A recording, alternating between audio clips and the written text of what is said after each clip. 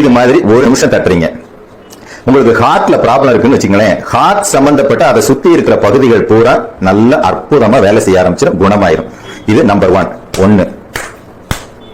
இப்படி உள்ளங்கை பகுதியில இந்த பக்கம் 30 செகண்ட், இந்த பக்கம் 30 செகண்ட் உள்ளங்கையில நல்லா அழுத்தி குத்துனீங்கன்னா இதய பகுதியும் அது சார்ந்து அது சுற்றுப்புற பகுதியும் சூப்பரா வேலை செய்யும். 2வது நம்முடைய புறங்கை பகுதி, அதாவது இந்த முட்டிக்கு நேர பக்கத்துல இருக்க பகுதியை நல்லா இப்படி தட்டுறீங்க.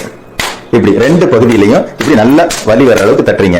இந்த பக்கம் 30 செகண்ட், இந்த பக்கம் 30 செகண்ட், மொத்தம் 1 நிமிஷம். இந்த இடத்துல தட்டுறதுனால என்னன்னா, முதுகு வலியினால இடுப்பு வலியினால அவதிப்பட்டு இருந்தீங்கன்னா அதுக்கு ஒரு நல்ல தீர்வா இருக்கும். இது 2 நிமிஷம். இப்ப 3வது நிமிஷம் நம்முடைய கையினுடைய இந்த கேப் இருக்கு பாத்தீங்களா, இந்த கேப், இந்த பகுதியை நல்லா அப்படியே அழுத்தி தேய்ச்சி கொடுத்துக்கிட்டே இருக்கிறது 1 நிமிட நேரம். நல்லா அப்படி அழுத்தி தேய்ச்சி கொடுத்துக்கிட்டே இருந்தீங்கன்னா இடுப்புக்கு கீழே கால்கள் இருக்கக்கூடிய பகுதி உள்ளங்கால் வரைக்குமே ரத்த ஓட்டம் அருமையா போக ஆரம்பிச்சிடும். செக் பண்ணி பாத்துக்குங்க. இப்போ 3 நிமிஷம் முடிஞ்சிருச்சு. இப்ப 4வது நிமிஷம் என்ன பண்றீங்கன்னா, இது சாதாரணமா எல்லாருக்கும் தெரிஞ்ச விஷயம் தான், கை தட்டுறது. இந்த கை தட்டுறது என்ன பண்றீங்க, நல்ல வேகமா சூப்பரா அடிச்சு தட்டுறீங்க 1 நிமிஷத்துக்கு இடைவிடாம. இப்படி தட்டலாம், இல்ல இப்படி தட்டலாம், நானா நல்லா அழுத்தி தட்டணும். தட்டுனீங்கன்னா உடம்புல இருக்கக்கூடிய 7 சக்கரங்களும் வேலை செய்யும், ஒட்டு மொத்தமா உடம்புல இருக்கிற எல்லா முடிச்சுகளுமே வேலை செய்யும். இது இப்ப 4 நிமிஷம் போயிருச்சு. அடுத்தது 5வது என்ன பண்றீங்கன்னா, இந்த கையினுடைய இந்த சைடு இருக்கு இல்லையா, இதை நல்ல சூடு வரக்க 1 நிமிஷம் அப்படியே தேய்ச்சிக்கிட்டே இருக்கிறீங்க. தேய்ச்சிக்கிட்டே இருக்கலாம், இல்ல இப்படி தட்டலாம். இப்படி செஞ்சுக்கிட்டே இருந்தீங்கன்னா தோள்பட்டை அந்த ஜாயிண்ட் எல்லாம் இருக்கிற வலி, கழுத்து இந்த பக்கத்துல இருக்க வலிகள் பூரா சரியாகும். நல்லா தேய்ச்சி கொடுக்கலாம், இப்படி தட்டிக்கிட்டே இருக்கலாம் 1 நிமிஷம். இப்ப 5 ஆயிருச்சு. இப்ப 6வது நிமிடம் பாருங்க, இந்த பகுதி இதை அப்படி தட்டி கொடுக்குறீங்க. நல்லா இப்படியே தட்டிக்கிட்டே இருக்கிறீங்க 1 நிமிஷம்.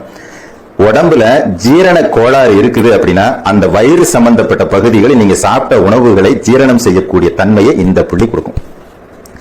7வது புள்ளி மிக முக்கியமான புள்ளி. எல்லாருமே பாத்தீங்கன்னா கைகள்ல இந்த மாதிரி கயிறு கட்டுறது, செயின் போடுறது, இதெல்லாம் எல்லாரும் ஒரு வழக்கமா வச்சிருப்போம். காரணம் என்னன்னா, உடம்புல குழந்தை பேர் உருவாகுவதற்கு அணுக்கள் குறைபாடு இருந்துச்சுன்னா இந்த பகுதி முக்கியமான பகுதின்னு சொல்லுவாங்க. ஏன்னா உடலில் உள்ள உள்ளே இருக்கக்கூடிய ஆர்கான்ஸை எல்லாம் ஆரோக்கியப்படுத்துறது, தேவையான இடங்களுக்கு சக்தியை கொடுக்கிறது.